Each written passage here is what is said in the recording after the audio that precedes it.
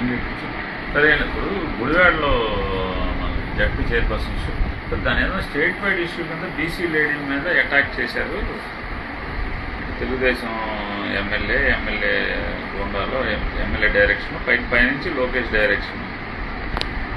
కొంచెం గట్టిగా స్టేట్ వైడ్గా అందరితో మాట్లాడించుకొని ఏమైనా చేస్తే బాగుంటుంది. బీసీ లేడీ గౌడ క్యాస్ట్ కొద్దిగా దాన్ని అందరితో లౌడ్గా కొంచెం టేకప్ చేస్తే బాగుంటుంది. అంటే ఇది లీడర్ చెప్తే కానీ మనోళ్ళు గట్టిగా రాలేదు. వైఎస్ఆర్సీపీ పార్టీ అంటేనే ఒక కుట్రలు చేసే పార్టీ, కుతంత్రాలు చేసే పార్టీ, కూనీలు చేసే పార్టీ, చివరికి అధికారంలోకి రావటం కోసం సొంత కుటుంబ సభ్యుల్నే హతమార్పించే పార్టీ అని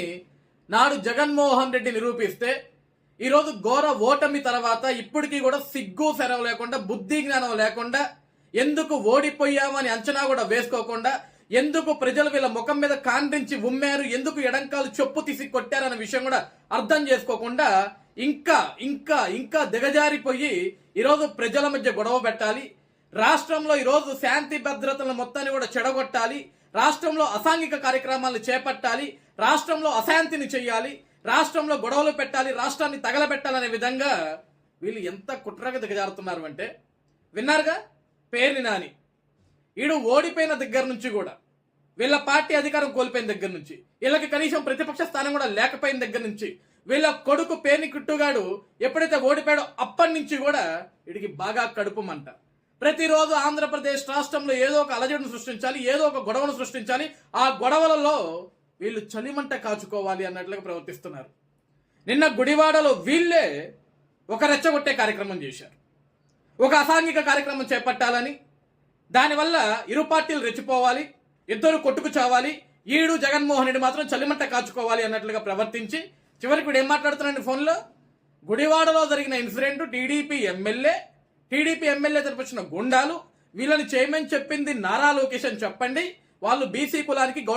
గౌడ క్యాస్ట్కి సంబంధించిన వ్యక్తులు కాబట్టి రాష్ట్ర వ్యాప్తంగా కూడా దీని మీద అలజడి సృష్టించాలి, దీని మీద గొడవలు చేయాలి,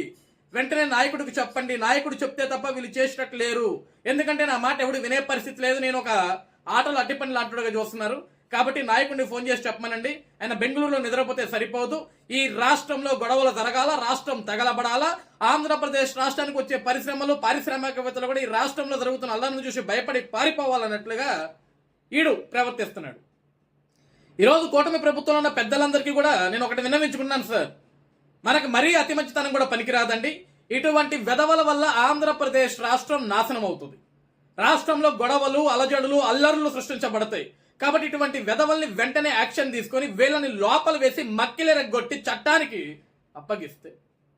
చట్టపరంగా ఈ వెధవల మీద శిక్ష వేస్తే ఈ రాష్ట్రంలో శాంతి భద్రతలు ఎప్పుడు కూడా బాగుంటాయి, లేకపోతే వీళ్ళు ఎప్పుడు కూడా